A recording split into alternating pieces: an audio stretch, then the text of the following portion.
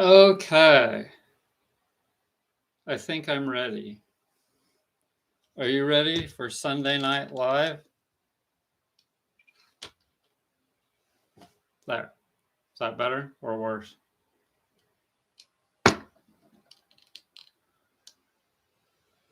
Okay, that might be good.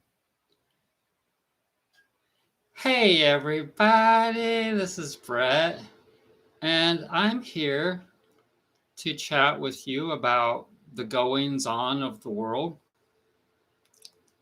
and try to just come to a centered position of where we're untouchable in the world. Because when things are pinging back and forth, they're just going over our heads. We're under the radar. We're untouchable. You know what I mean? So, think about all of the so-called crazy things in the world.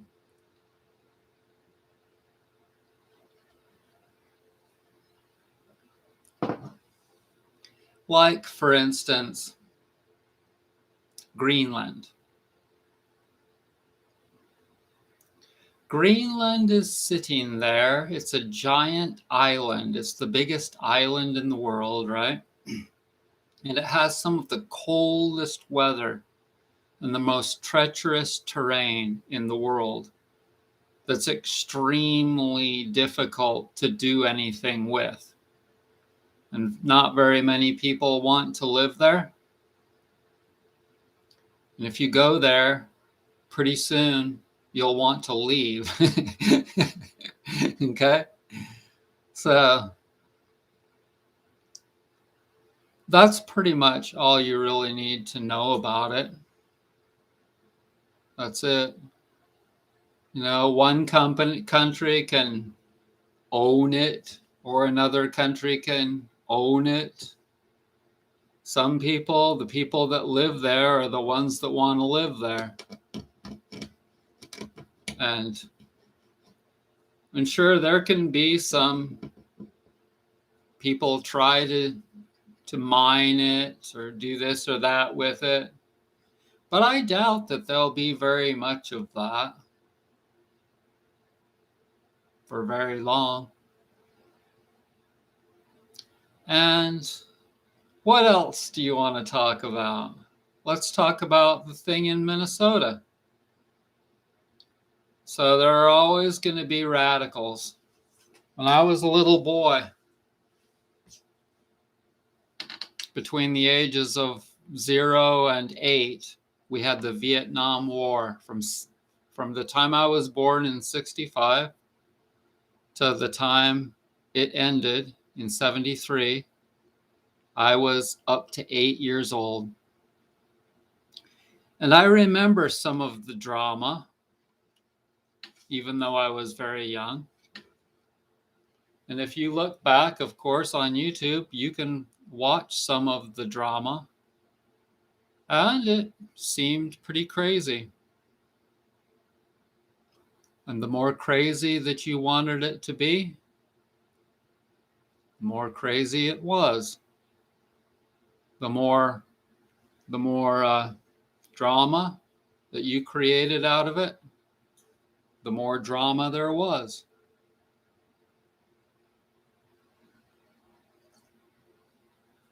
That woman whose body died in Minnesota, only her body died. And she was only going to be here for a short period of time, like you and me. And then she moves on to another existence. That's my opinion. I can't tell you that that's exactly what it is for sure because I don't know. But that's what I would guess.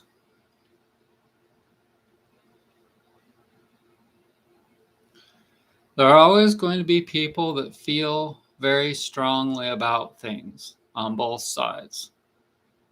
And generally, those people cannot see the value of anything on the other side. Okay? They have very, very limited tunnel vision. It was like this, or it was like that. And all of those people on the other side are bad. Their opinion doesn't matter at all. It's good, it's best if you want to be one of the ones that doesn't get into trouble like that person did. It's best to not be too extreme if you don't want to die. Okay, so I can see the value personally of both sides. I can understand this and I can understand that. For me, though, as I stated in a post, it was murder. And the deal is that even if that guy doesn't get prosecuted, he has to live with what he did. Okay? And I've told you that thoughts are things. This is what I believe to be true. Everything flows. Just like reflexology flows from your feet to the rest of your body, or from your hands to the rest of your body, or from your ears to the rest of your body, and many other pathways. Your thoughts going out into the world are being projected and received, transmitted and received by other people. Some people don't believe in something like that. Okay, fine. The internet is transmitting and receiving through your devices all kinds of information. And that information is transmitting what happened in Minneapolis roughly 4 days ago. It's transmitting all of that information. And a lot of people, like myself, think that that was totally unacceptable and unnecessary. Okay? So what happens? What happens when a lot of people hate you now? Okay? So whether that guy has to go to jail or not, he knows in his mind that millions and millions of people hate him. How would you like to be the guy, that guy? Okay? These are facts, okay? So beyond what I believe, which is that we all are transmitters and receivers of energy, and we all feel what everyone is feeling and more. Beyond that, the reality is that the internet is transmitting and receiving words that you can see on your computer, words that you can hear from your computer speakers, and more. Television set, the radio, that's right, the radio, everywhere. Everyone has their opinions and this and that. But that guy now, he has to live with knowing that maybe he should have not pulled his gun out and shot that woman point blank, dead, and then called her a bitch. And he has to live with that forever now. Now, all of those other ICE officers are thinking about this exact same thing. Man, I better not do that. Okay, so here's what I think.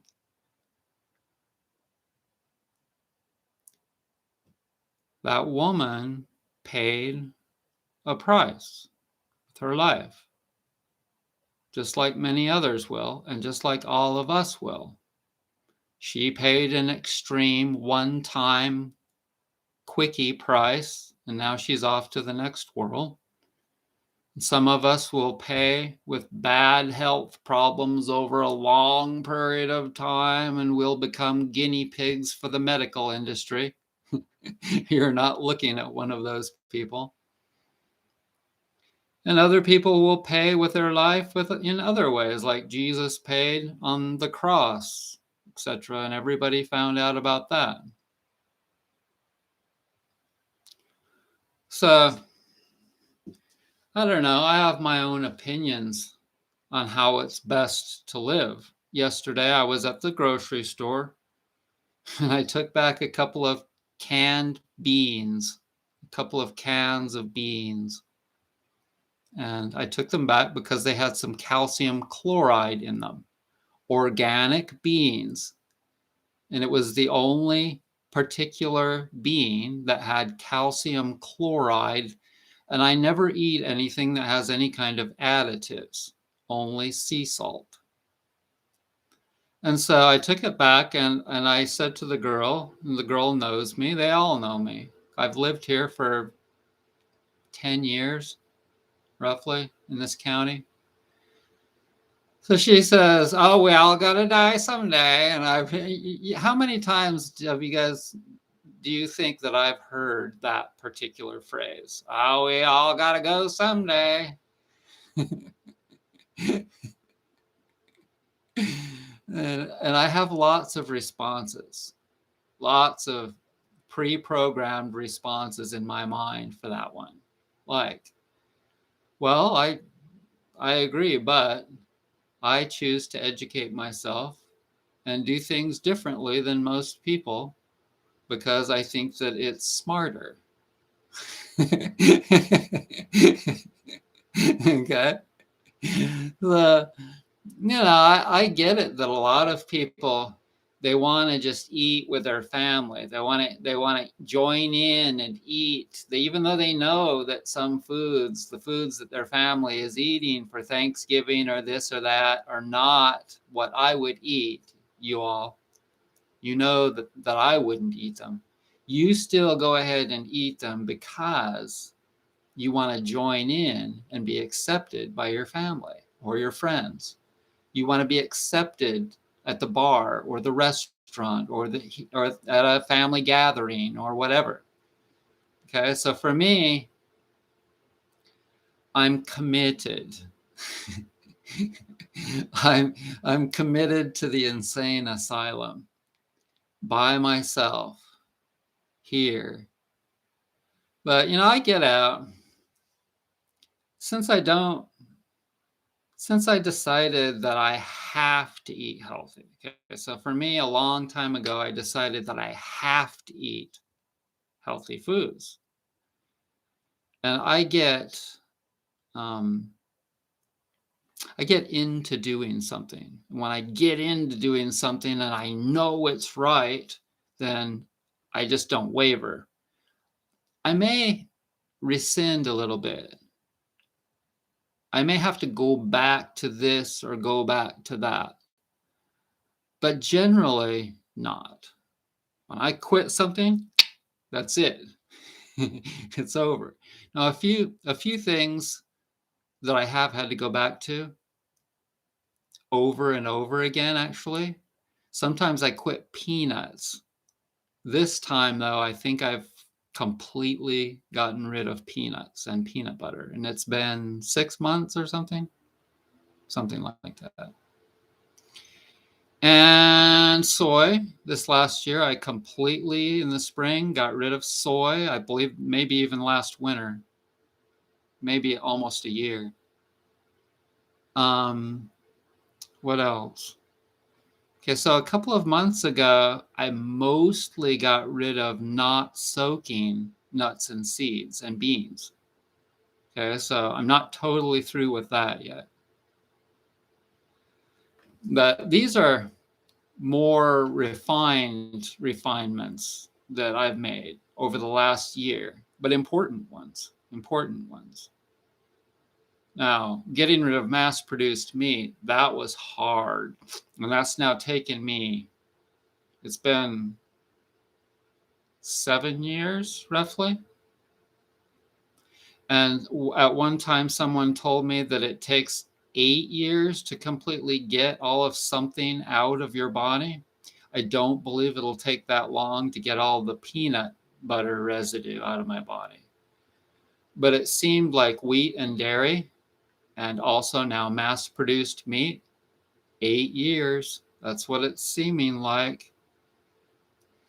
And so now I still see all of these things. I still see all of these refinements that I can continue to make more and more, mostly in quantities, more and more vegetables. I've always known that. More and more vegetables, probably less protein foods, for sure.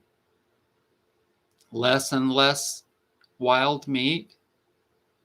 I've only eaten wild meat like salmon and range-free buffalo and organic eggs, canned pink salmon, canned sardines, canned oysters, shrimp, only wild, right?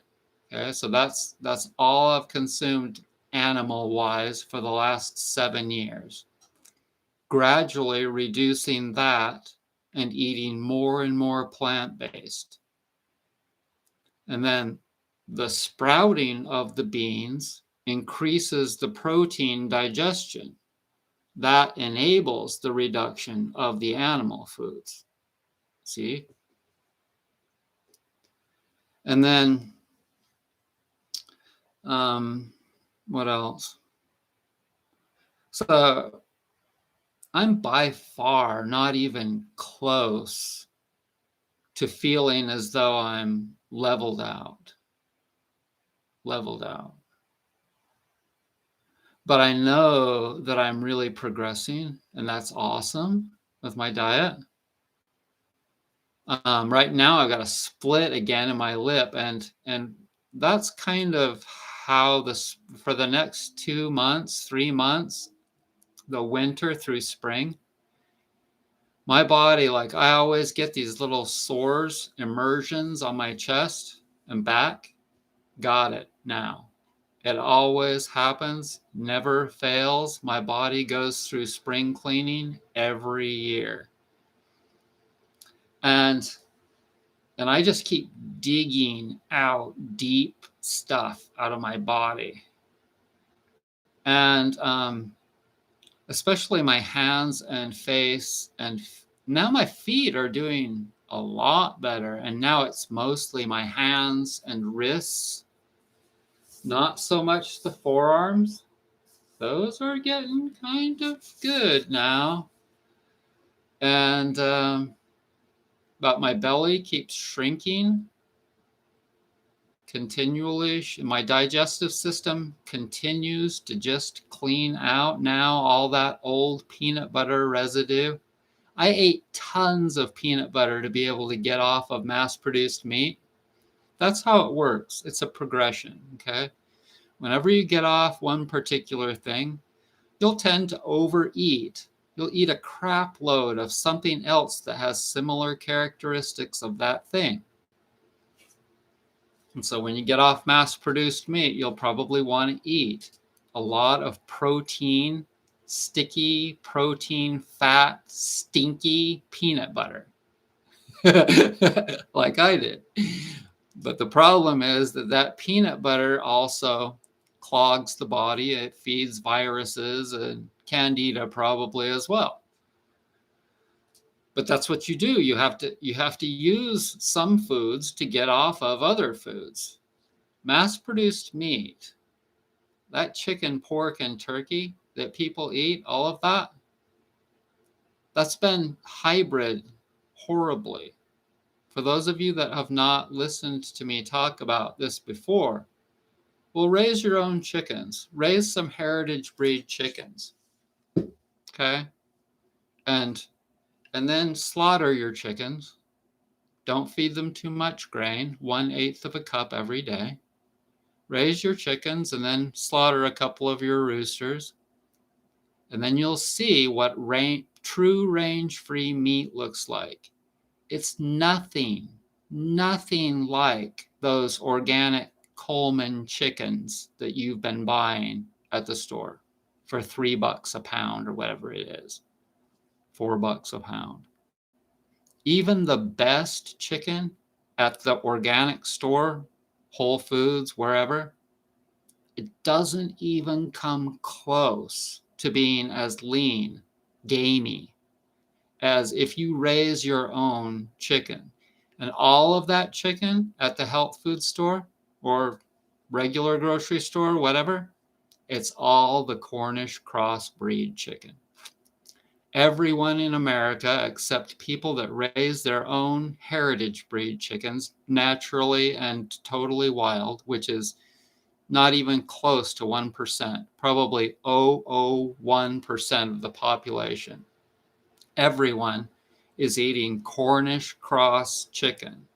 It's a Frankenstein, okay? Same with the turkeys, same with the pork. They're all bred to be huge, fat menageries, Frankensteins, okay? So if you're wondering why people are obese, that's one of the main reasons. Because people are eating animals that were bred to be huge. When you eat an animal that's bred to be twice as big as they would be 75 years ago, just 75 years ago, before World War II, whatever that number is, chickens were normal. Turkeys were normal. And they're like, how can we make them bigger? And so they just kept breeding the fattest ones, the same breeds over and over again to get the fattest freaking chicken. And now that breed has heart and leg problems because they're so fat. Look it up. You don't believe me? Look up the Cornish cross chicken. Health problems. That's what all that chicken is. All of it. KFC, Bojangles, any grocery store, any health food store, all of it is Cornish crossbreed chicken. I don't eat any of that. Same with the turkeys.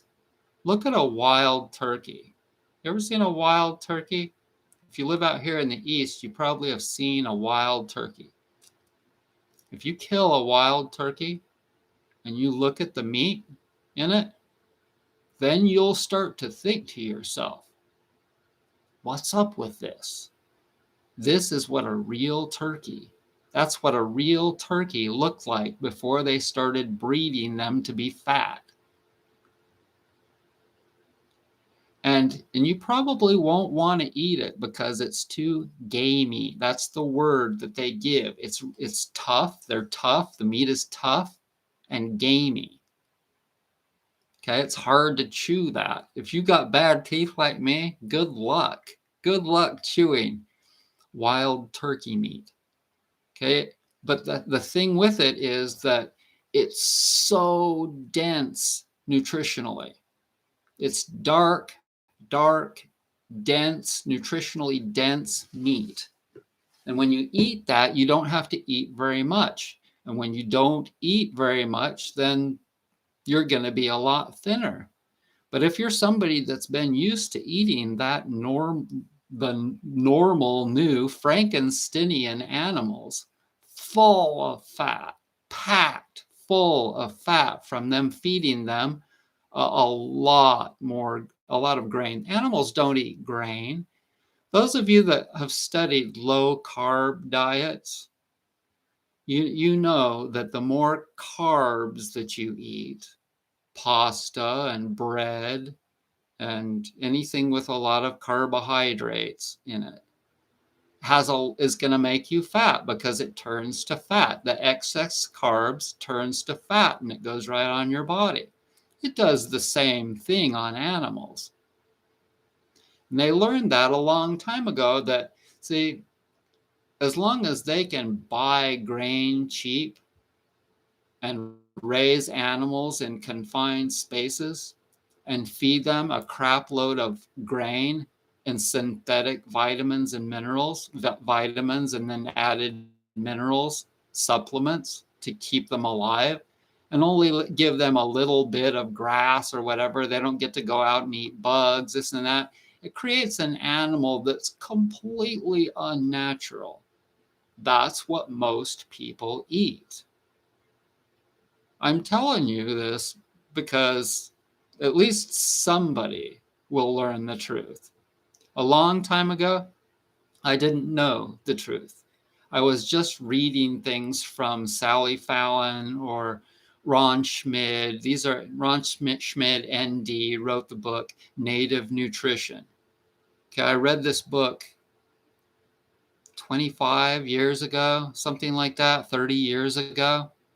And I was like, hey, that makes sense. You know, that the people ate naturally, meat naturally.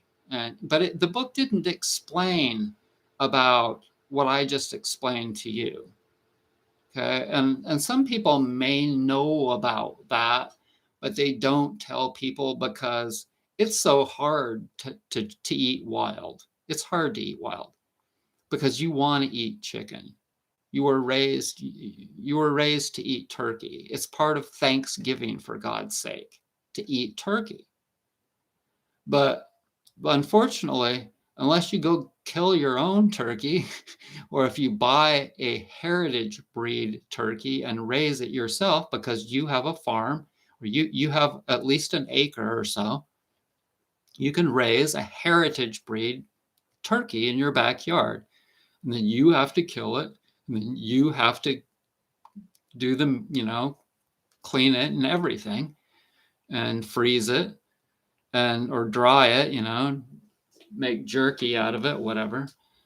But unless you do it yourself, all you're going to get is those crappy breeds. But you can go to Hoover's Hatchery, or you can go to McMurray's, or you can go to, sometimes you can't buy turkeys usually. Maybe you can at Tractor Supply, but you can buy chickens, and you can buy heritage breed chickens, and you can raise them yourself. And if you have them totally range free like I did, then the eggs are amazing. They're like butter. They're so smooth. They're not lardy. Real good quality eggs are so much better than even organic eggs. What I have right now in my fridge is just organic eggs. But in the springtime, and especially if you have young hens, the eggs have so much omega-3, and they have so much nutrition from your birds just running around and eating grass and bugs most of the time. They need some grain, but only a little bit. They only eat a little bit. And so what you have is a mass-produced society that's basically surviving on mass-produced food. The way that you get out of that is you go back to basics. And you got to get rid of dairy, and you've got to get rid of wheat.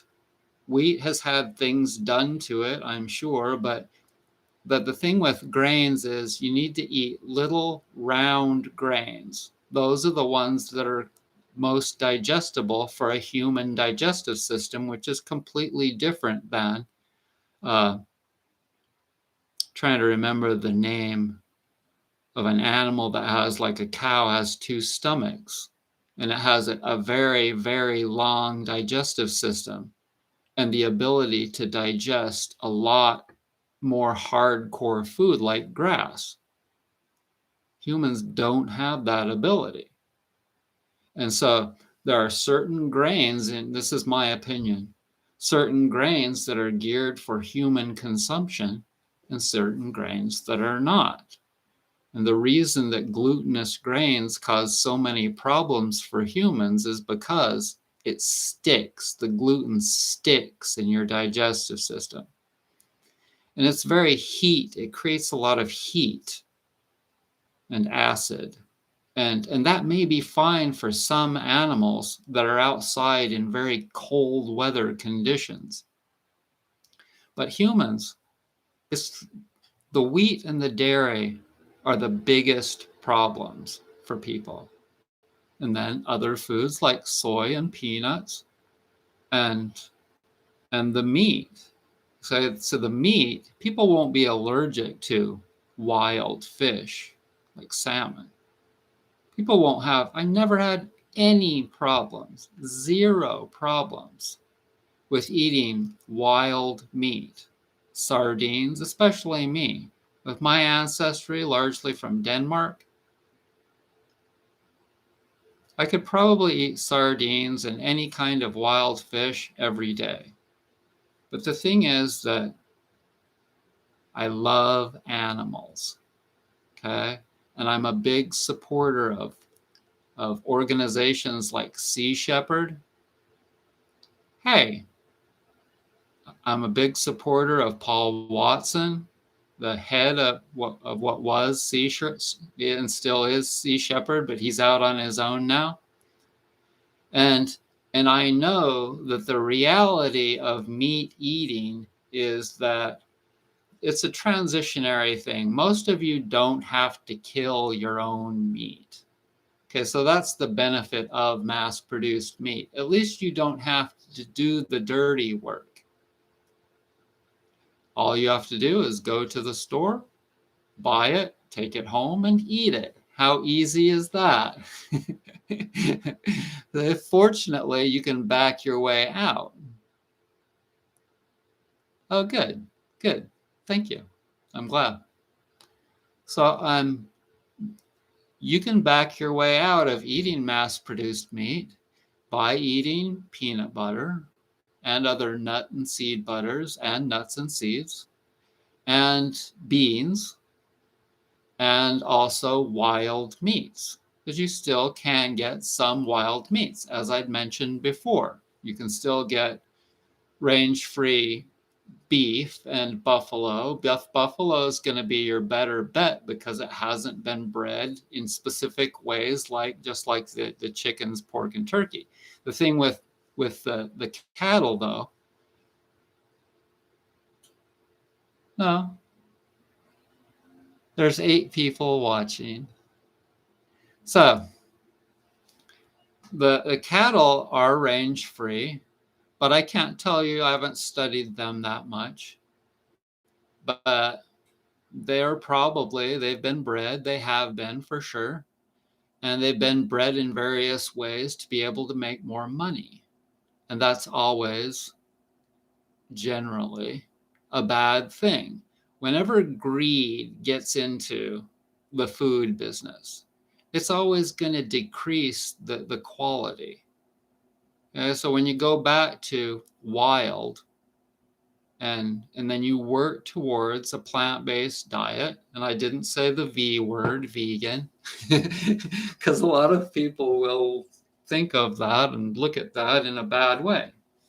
Whenever you get cravings to eat meat, then just eat wild meat or range-free eggs or wild fish or peanut butter. But bear in mind, it's a process. Nobody before me in my physical body, my physicality. Okay, so I'm not into just talking to you, user. So if you could please stop making comments, that would be good. Otherwise, I'll block you. Thanks. So it's important for me to work towards veganism. Not veganism, but at least less and less meat. And that's because, as I stated, I really care about animals a lot. And I believe that the more we eat, or the less we eat animals, the more we can move towards the center and evolve. And if you want to evolve, if you want to be a more peaceful person, I think this is one of the things that you can do to be more peaceful, and that is to eat a plant-based diet. Now, is that the only thing that helps you to be more peaceful? Oh, obviously not. That would be really dumb to think. There's all kinds of things that can help you to be more peaceful. Other thing that I'm doing right now, thanks. So one thing that I'm doing right now is I'm taking time off of work. Now, I'm sure that a lot of you can relate to this. Whenever you're overworked, like I have been, and I still am, I really need to keep taking time off of work. Whenever you're overworked, it makes you stressed. And when you're stressed in the mind, your body can be tired. When your body is tired, you can be stressed in your mind, and it goes back and forth. And whenever you're getting up for work on Monday morning or whenever you go to work and you feel that dread, okay, if you're feeling the dread, like, oh man, God, I got to go back to work again. That means that you need time off. And I really needed time off. I really like my business. I really like to make my products. And so when I'm saying to myself, oh man, I'm really sick of doing this, mostly sewing, making pillows. When I'm saying that I'm really sick of it, well, believe me, that means that I'm really sick of it. Okay, so I'm taking some time off, and I'm blessed to have saved a little bit. I've saved a little bit of money to the point of where I don't have to worry about, and all I have to do is turn the payment gateways back on my website. As soon as I turn those payment gateways back on, that means that when people go to the checkout page, they'll be able to buy things again.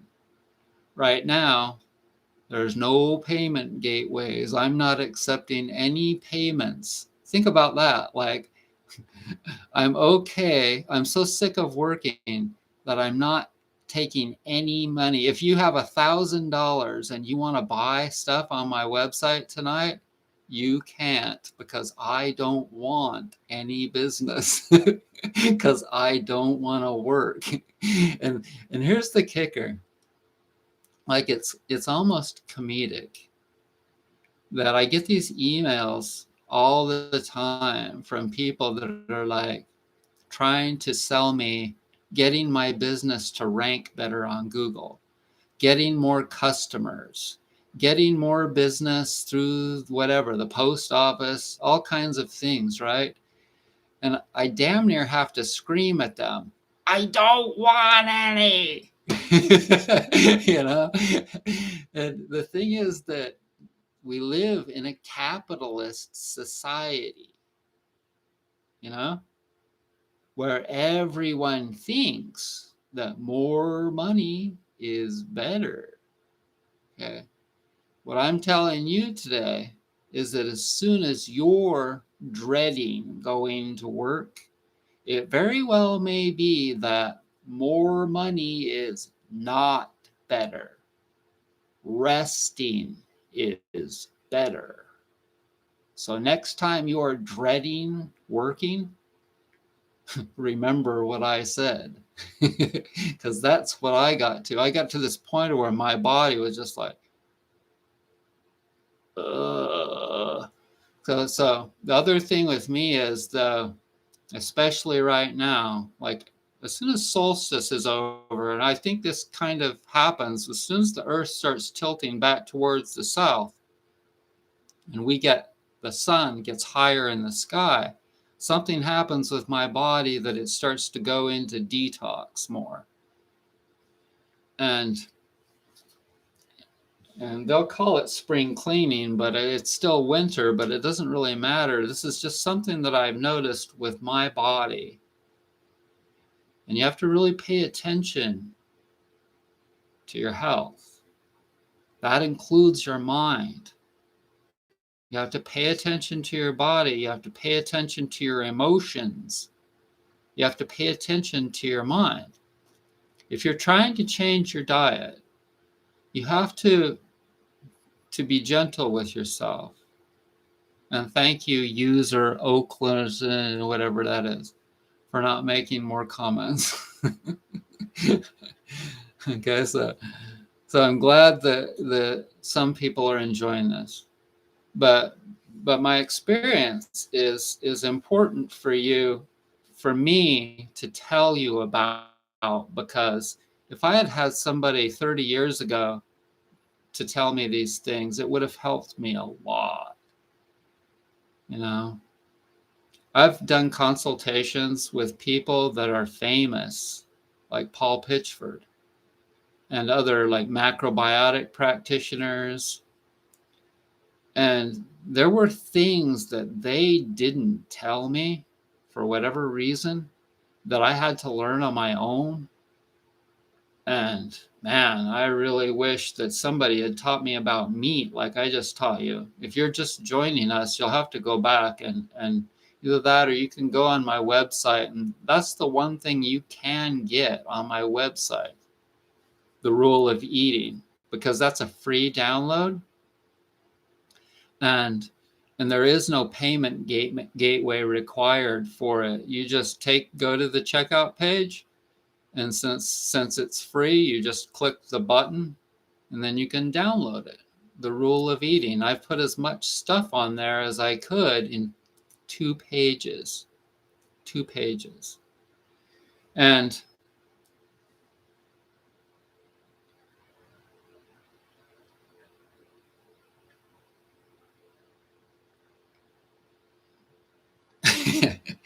it's funny. This is shithead. It looks like shithead, huh?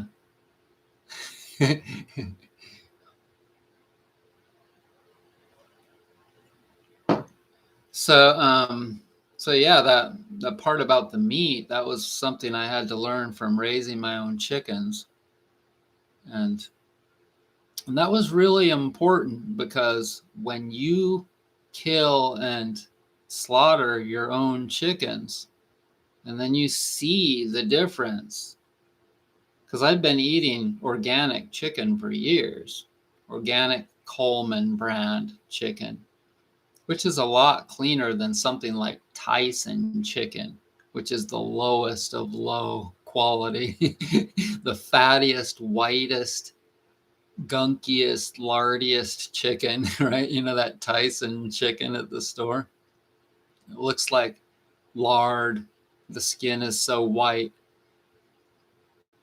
But anyways, all these kinds of things, a lot of these things I've had to learn just from experience and just from kind of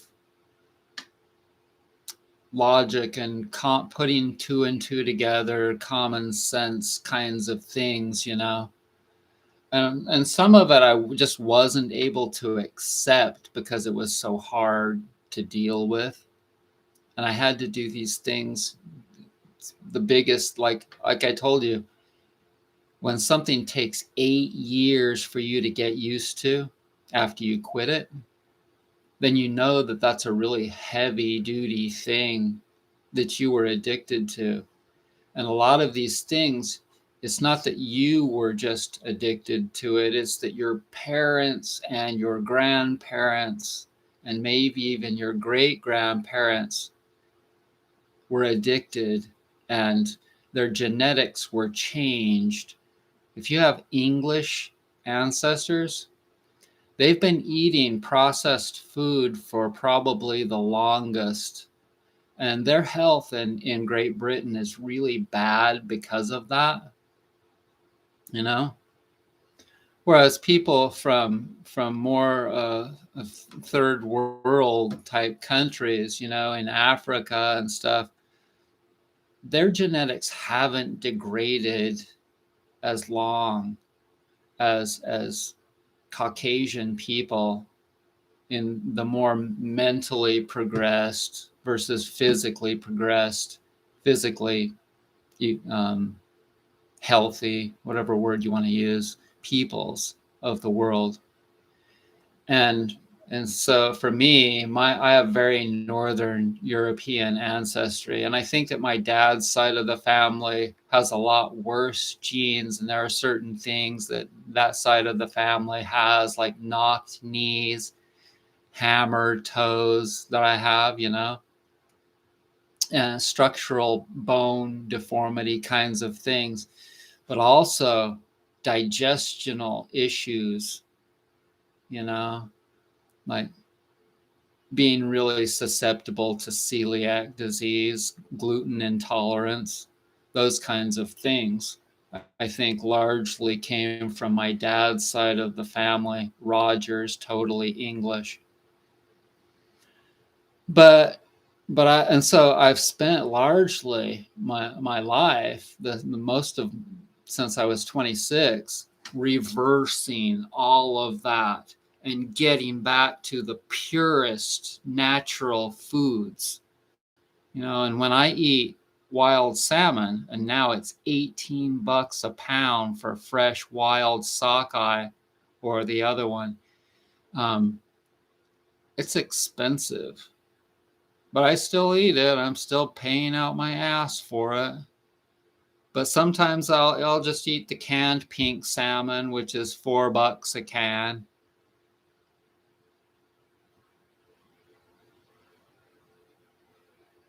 Yeah. So I was vegan for 4 years, and then I got nutritionally deficient and went to the hospital. That was a $1,200 bill for going to the emergency room for having been vegan. But see, if I had known that I could get vegan probably by gradually reducing meat and by eating wild meat and various other things, but I didn't know, you know, I didn't know. Now I know that I can just gradually, if I really need some meat, I can eat it. But if I don't, then I'll eat beans. And that's what I'm doing now. I'm eating a lot of sprouted beans. And see, I have friends on Facebook that are vegan, but they eat crappy. They eat fake foods. I have this friend. She goes out to eat at these vegan restaurants and she takes pictures and she's so proud to be vegan, and that's cool. And I told her that I was proud of her for not eating meat, and I am. But I'm not proud of her for eating fake meat. See, for me, it's most important. It may be fine for her to eat pure gluten food, or some concentrated gunk that's not even a food. But for me, the only way that I'm ever going to get to be vegan is if I have a pure, healthy, whole foods diet. If I can get my protein from beans, nuts, and seeds, that's the only way that I will ever be vegan. I really hesitate to ever call myself, like, claim to be vegan anymore, because I did that before. And that was just like when I had to regress and go back to eating meat. And at that time, I didn't know about the wild thing that I just taught you about. Then it was really kind of degrading for me. It was really embarrassing for me with having all these, like, at the time, I had a lot of views. I was really popular on YouTube. I was getting 20 plus thousand views a day, making a lot of money from YouTube. And then I had to tell everyone, oh man, I had to go back to eating meat because I got deficient in something. And as soon as I went back to eating meat foods, then I could sleep again. Oh my God, I couldn't sleep. I was so beat. My mind and my body. By the time I finally gave in and went to the emergency room, I was in trouble. I was in real trouble. It was bad. And anyways, so now I listen to my body and I don't get in trouble.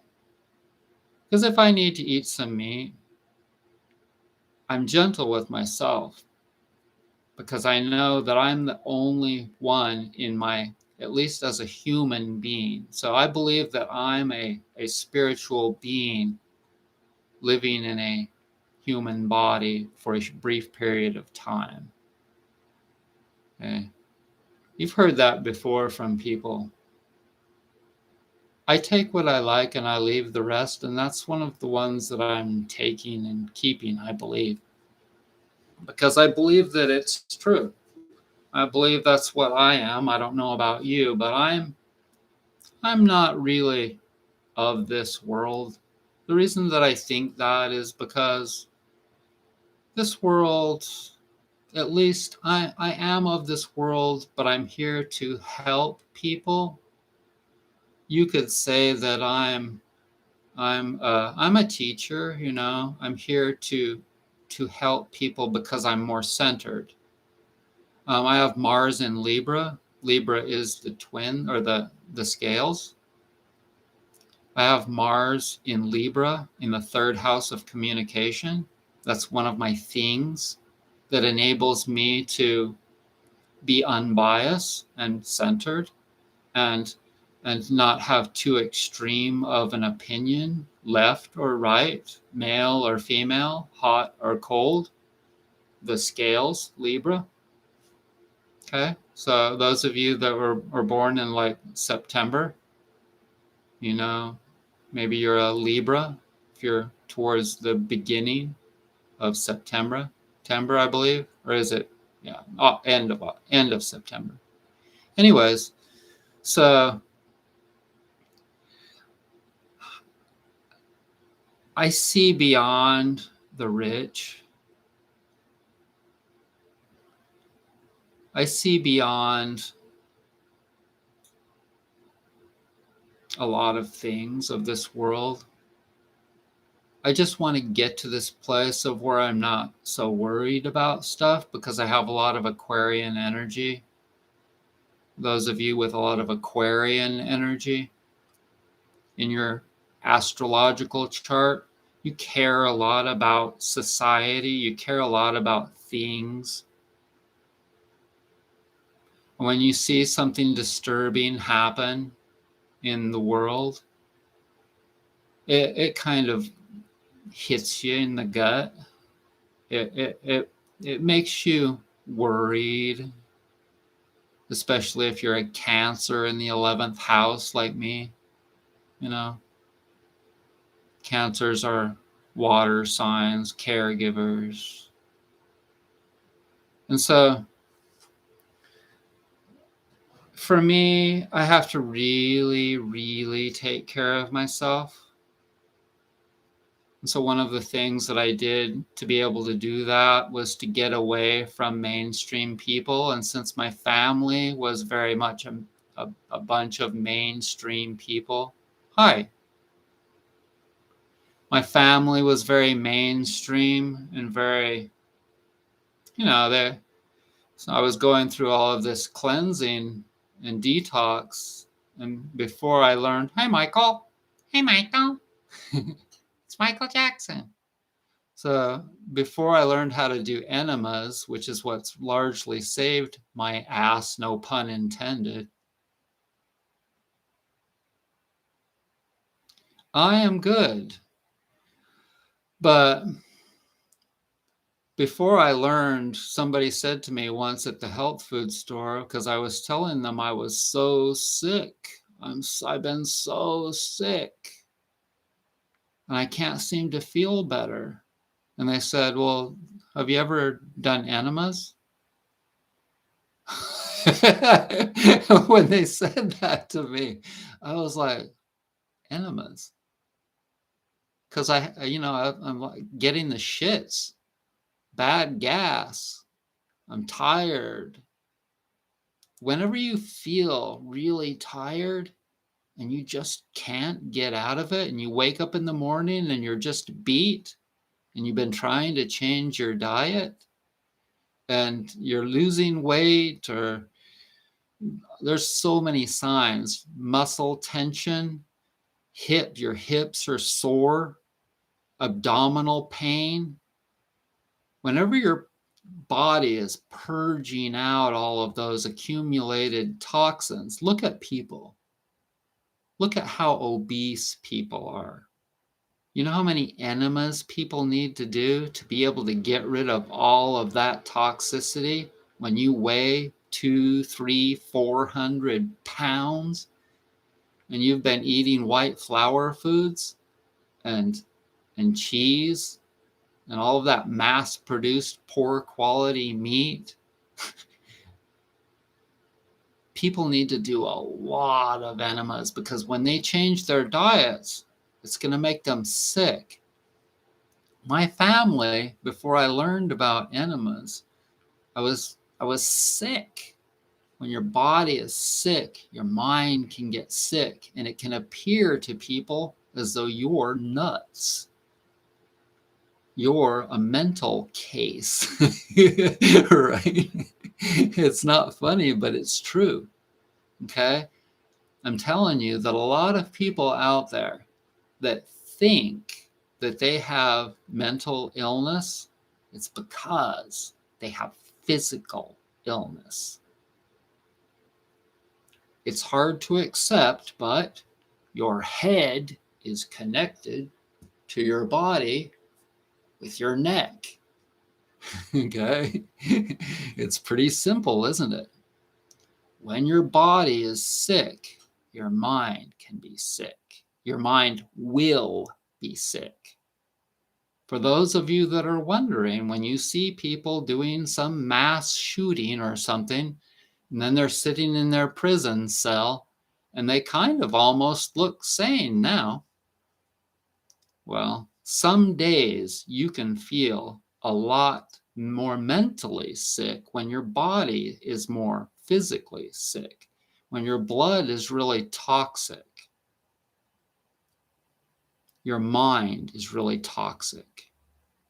Your blood is going into your brain, and you feel and you think toxic thoughts. You feel sick physically. Your mind has toxic thoughts mentally. You can dream toxic thoughts. Whenever you're really, really sick like that, go wash your digestive system out with about 6 buckets. Get yourself a stainless steel enema bucket on Amazon for 30, 40 bucks. Okay? With good surgical tubing on it. Surgical grade silicone tubing. For 35, 40 bucks, you can buy one. And start washing out on a regular basis. Whenever you feel sick, whenever you're having to get up too many times to pee and or to drink water in the middle of the night or during the day, whenever you're not feeling good, watch my video, 9 signs that it's time to do an enema. Watch that video, 9 signs that it's time to do an enema. And watch the other video, the greatest enema video ever. I can't remember the name of it, but they both have funny pictures of me sitting on the toilet with an enema bag. Don't get one of those freaking enema bags, though. Get a stainless steel bucket, okay? and get going with washing out your digestive system, because see, your liver is processing, your liver and your kidneys are processing all of that toxicity and moving it out, and most of it gets into your large intestine. And then when it's so toxic and it's reabsorbing back through the bowel wall, especially if you have leaky gut syndrome, a leaky bowel, that means that your bowel is more easily absorbing larger molecules and heavy metals and candida die off and bacteria die off, all this stuff that makes you feel really sick. Okay, so whenever you're starting to feel really sick, just wash it all out with good, clean water. And then do it again if it feels really irritable. Do it a second day in a row. That way, when all of the ingredients, all of that for which is in your small intestine, empties into the large intestine. So you have a little valve called the ileocecal valve in between your small intestine and your large intestine. So when you do an enema by washing your large intestine out, then it's oftentimes really good to do another one 12 to 24 hours later to continue to wash that for which what was in the small intestine will empty into the large intestine, and then you can wash all of that out too. And when you do all of this, it's really important to eat really healthy foods and or do some juicing to replenish the what they call electrolytes, minerals, in other words. So it's a fancy word for minerals, basically, I believe. So eat a bunch of really good food, kale and collard greens and good root vegetables and high nutrition foods. Learn about all of the foods that have a high amount of nutrition. Like, for instance, prunes. Look at the nutritional value of prunes. That's one of the most important things to keep you going and to give you a lot of nutrients. Look up how dense, how much iron and minerals and vitamins, etc., are in prunes. Anything that's really dark black like that, if it looks like it's dense and nutrient-wise, learn about all the different foods. Like, for instance, figs have a lot of calcium. If you get the book Healing with Whole Foods from Paul Pitchford, like I mentioned him a little while ago as someone that I've talked to, done a consultation with a long time ago, get his book Healing with Whole Foods, the 3rd edition. It's an amazing book that you'll learn a lot from. Do you want to see what it looks like? I'm doing really good. Thanks for asking.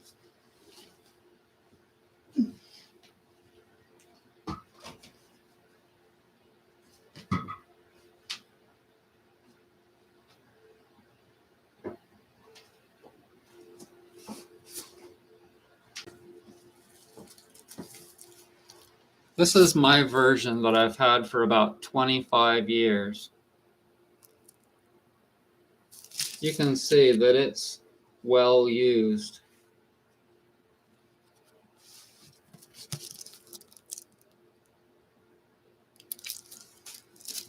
That book will be around, available to people for a long time, I'm sure. But let me drink some water.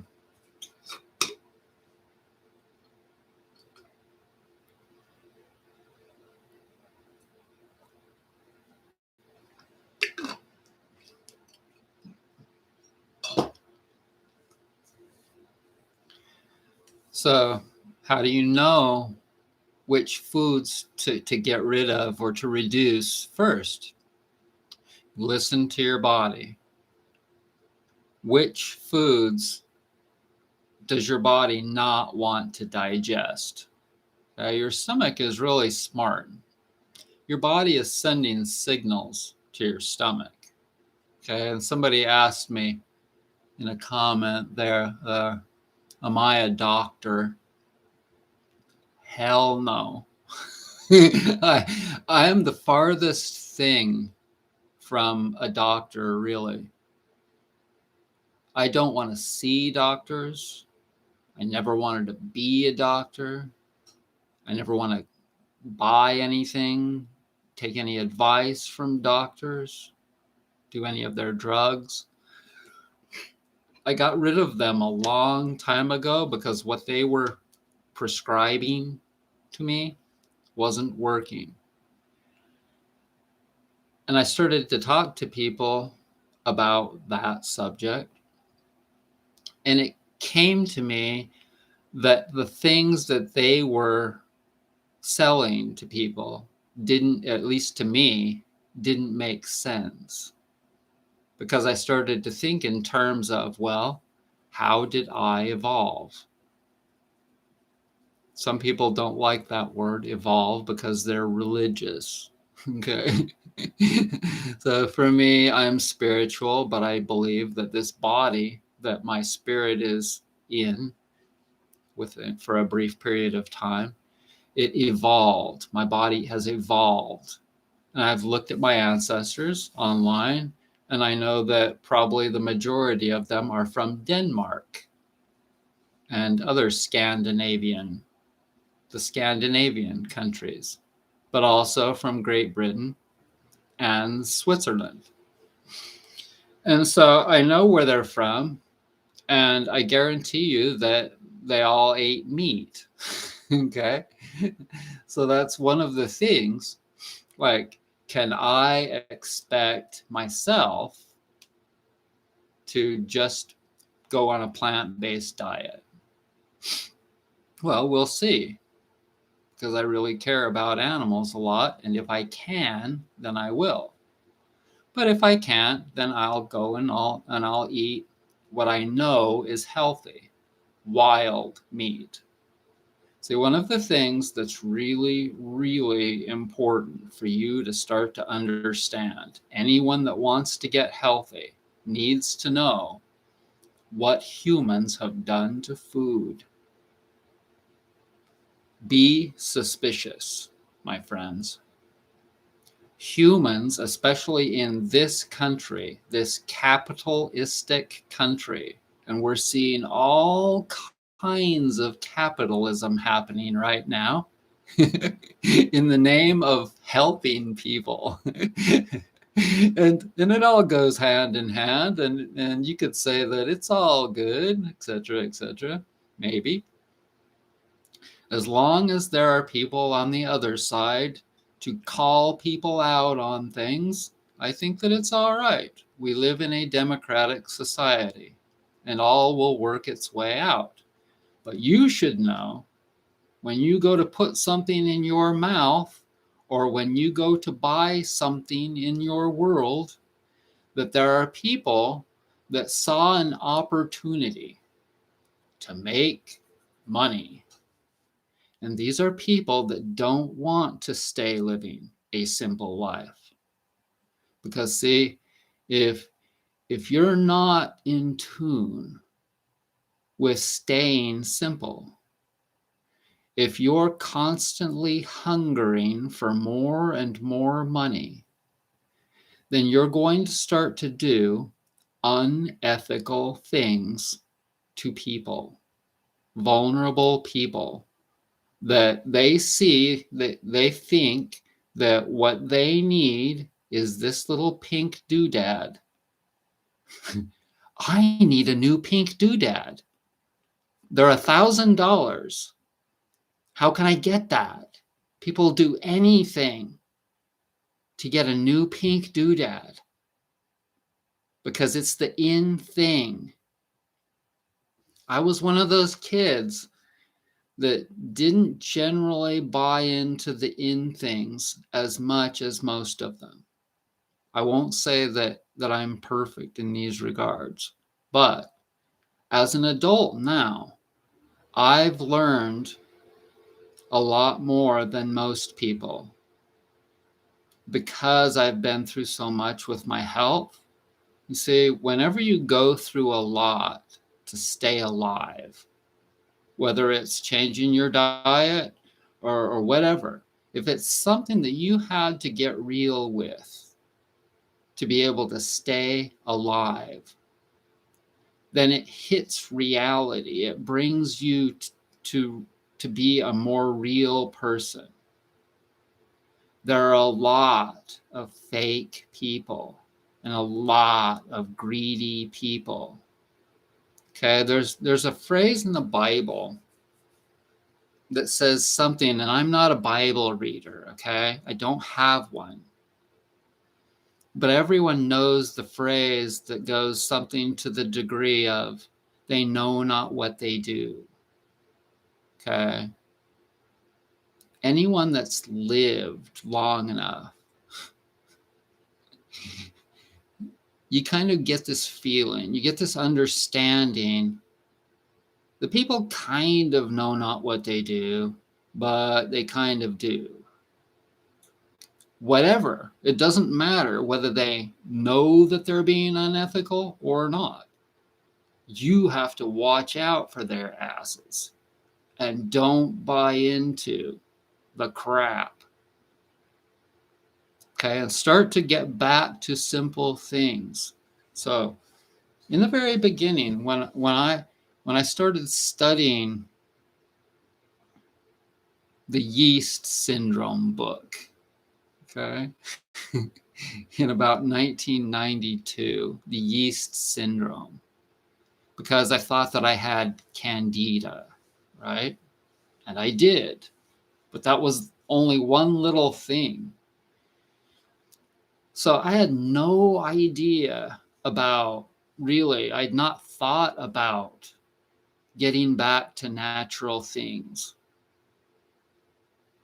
But it wasn't very long after I began my journey, my natural health journey, that I did start to think that, hey, I need to start getting away from chemicals. I owned an auto detailing business. I need to start doing things more naturally. I need to get out of San Diego. And so I did. I need to get a new occupation. And so I did. I became a massage therapist. And so it's just one little step at a time. One little step at a time. And it's not easy. But you have to, if you don't do whatever is the next most logical thing to do, whether it be diet or getting out a bunch of emotional pain, grief that you have from something that's happened to you, that you're hurt from. There was a point in my life that I had to address my feelings, my thoughts and my feelings regarding my alcoholic father. I had to go to Al-Anon meetings for 4 years. And the first couple of years going to Al-Anon meetings,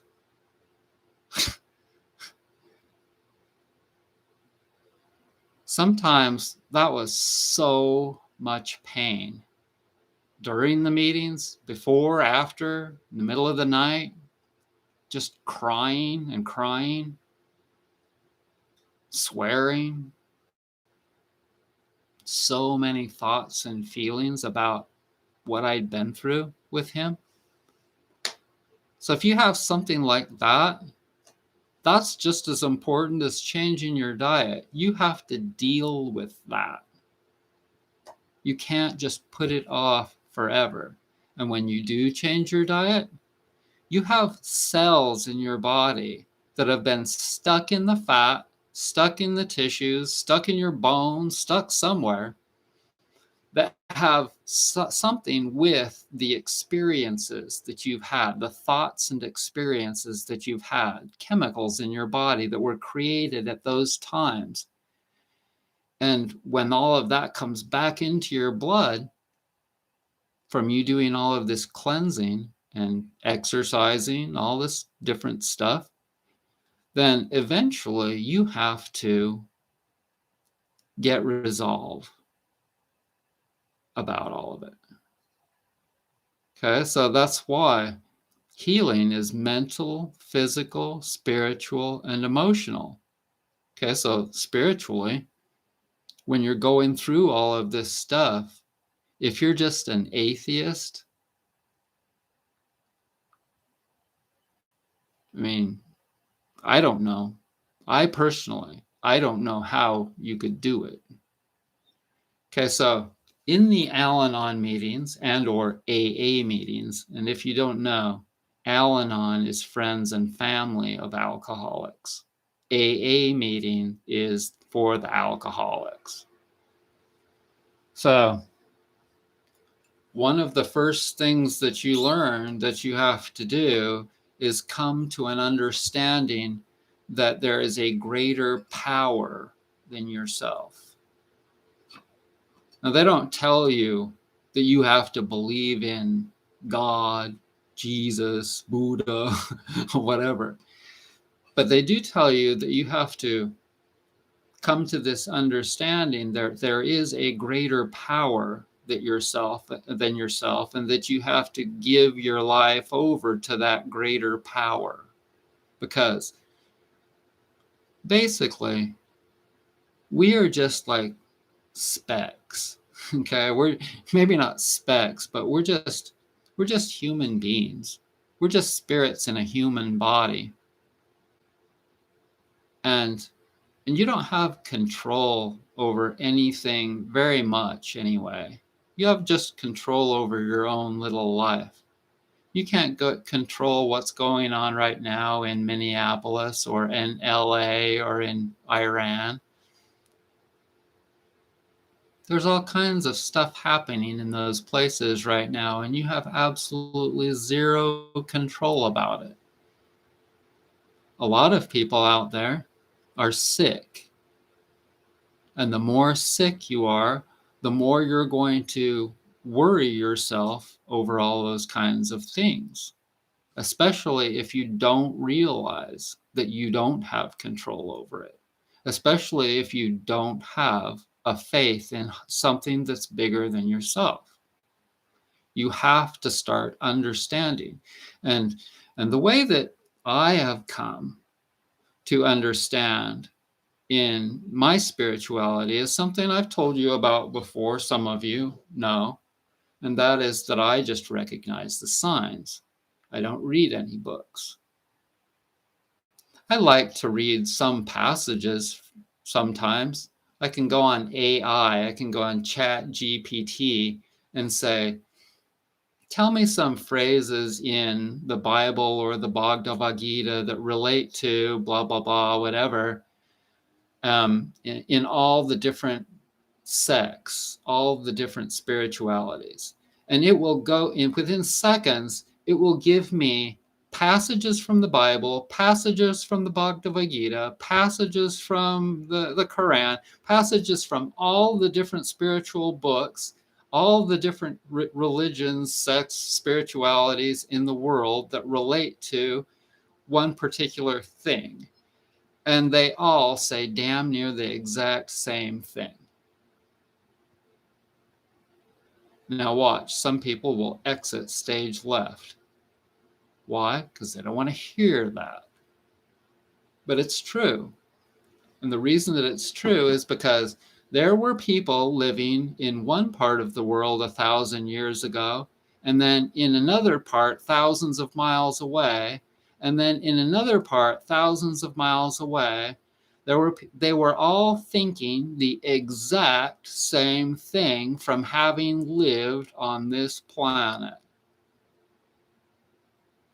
1,000 years ago, 100 years ago, 5,000 years ago, there were wise people that wrote things down in all different parts of the world that were thinking the exact same thing. For instance, they know not what they do. I'll bet you anything that if I were to go on AI and I were to say, tell me what part of the Bible says that. Forgive them, Lord, they know not what they do.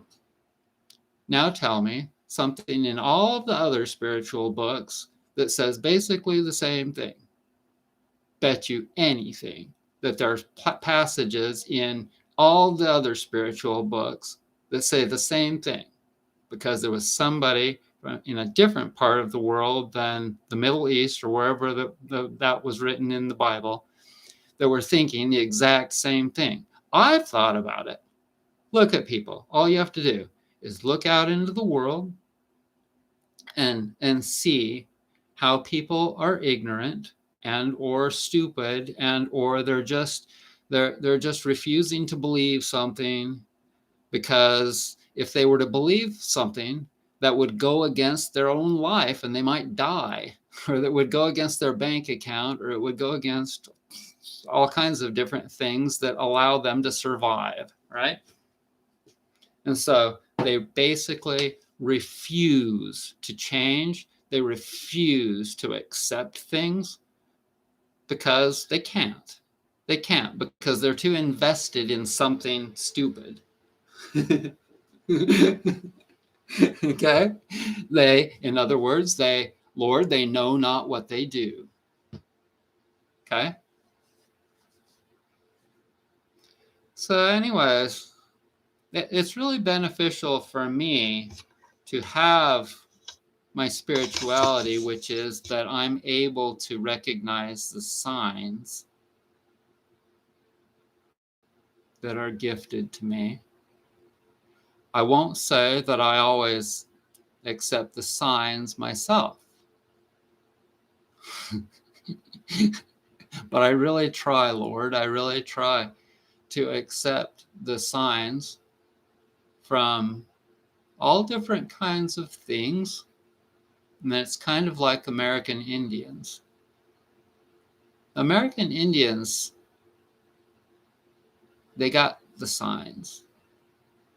They could tell when the weather was changing, but not only that, they could tell things from animals and from the wind and from the sky. They could tell things. But now we have a lot more communication going on in our world that helps me to be able to tell things in addition to the more pure natural things. I get the signs. And all I have to do is use my eyes and my ears and my nose, all the God-given things that I have. And it's like magic. It's like magic. But if I don't pay attention, I don't get the signs. And it's another thing. It's just another discipline, just like breathing. You have to breathe, but some people breathe a lot more than other people. Well, it's the same thing with the signs. With the signs, some people are paying attention to things, and some people ignore things. Some people will pay a lot more attention to the exact same sign, and other people will ignore that exact same sign. Some signs are very blatant, very obvious. Like somebody screams at you, "Hey, don't do that!" And if you continue to do that, well, something bad happens to you. You didn't stop and you didn't consider what they were telling you. That's a really obvious sign. And another person, they heard someone say, "Hey, stop doing that." And so they stopped doing that and they thought to themselves, why did they say that to me? And they reasoned it out and they said, well, okay, I'll stop doing that. And then everything was okay. Okay, that's just an obvious example. There are very, very subtle signs that a person can get from nature. It's not just a person saying something to you. It can also be an animal being guided by creation to say something to you. I'm telling you this because I started recognizing these things many decades ago. I started recognizing the cycles, the tendencies, there's different words to describe how, oh, this happened, and then another similar thing happened, and then another similar thing happened. And you saw how it kind of went in a cycle like that. So when something starts going up like that, then you might recognize, hey, that's going to happen again. And then you'll see it happen again. And then you'll see it happen again. A similar thing happen again. And that's when you start to recognize and know how to predict the signs. And I'm not a gambler. I don't like gambling. I'm not into gambling, like going to Las Vegas or Atlantic City, whatever it's called. But I think that there are people that have studied like that. Maybe they're just counting cards, but there are probably people that have studied what I'm talking about so that they can make money in the gambling casinos. It wouldn't surprise me. Anyways, so I hope that you've gotten something from this little conversation. And I tried to explain as many things in it as I could. Taking some time off. And I think that I'll probably go back to work in a week, but I'm not sure because I'm just going to listen to my bod. I don't have to go back to work. I could just keep resting and relaxing. I might get bored. If I get bored and I feel like going back to work, then I will. But that's my new thing. Not working. I've been taking care of myself, but when you're not working, then you can take care of yourself a lot more because you've got all of that extra time. And so, also, it's not just that I'm taking a vacation now. For the next year and a half before I retire at age 62, if Trump doesn't raise the retirement rate, the plan is to take a whole lot of these little vacations. If I can take a week off every month, man, that would be great.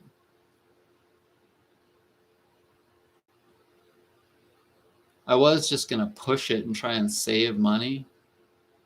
Yeah. Doesn't make sense. If you're strained from working, it's just like anything else. I put this off for way too long. And it's so easy to just turn off the payment gateways on my website and put on the checkout page on vacation. I can do it in less than 5 minutes. I can turn my website off, completely off, so that nobody can buy anything. And this is just one example, okay, that goes against the grain of society. Okay? A lot of people, some of you, if you have Aquarian energy or Uranus energy or 11th house energy, it goes against the grain of society. It goes against the grain of, not society, but it goes against the grain of rules and regulations and the norm. Okay, it goes against the norm. And it's really good, oftentimes, to think about doing something not of the norm. Okay? If something of the norm in society is kind of bugging you, think about it, whether it makes sense or not. Okay? Because a lot of the time, things that they say are what you need to do don't make logical sense, especially when you're thinking in terms of what the most important thing is. On a physical level, the most important thing for your physical life is your health, your mental, physical, spiritual, and emotional health. So if somebody offers you something that goes against that, if the benefits don't outweigh the detriments, don't do it. Okay? It's pretty simple, isn't it? So on that note, I want to thank you so much for joining me on Sunday Night Live. I am well and taking time off. Bye.